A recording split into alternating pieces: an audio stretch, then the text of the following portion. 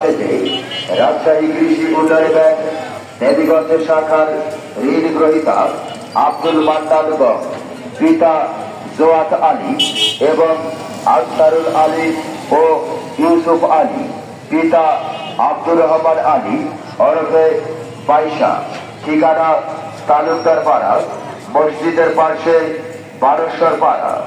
ঋণ গ্রহীতা আব্দুল মান্নান গং, পিতা জোয়াত আলী এবং আনসারুল আলী ও ইউসুফ আলী, পিতা আব্দুর রহমান আলী ওরফে বাইশা, ঠিকানা তালুকদার পাড়া, মসজিদের পাশে বারোশ্বর পাড়া এর নিকট সুদ সহ আসল, মামলা খরচ ও অন্যান্য খরচ আদায়ের নিমিত্তে ব্যাংকে বন্ধকৃত স্থাবর সম্পত্তি অর্থ ঋণ আদালত আইন 2003 এর 12-3 ধারা মোতাবেক নিলামে তোলা হবে।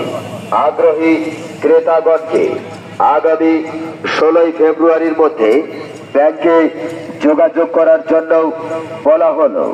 নির্দেশক্রমে ব্যবস্থাপক, রাজশাহী কৃষি উন্নয়ন ব্যাংক, দেবীগঞ্জ শাখা, পঞ্চগড়।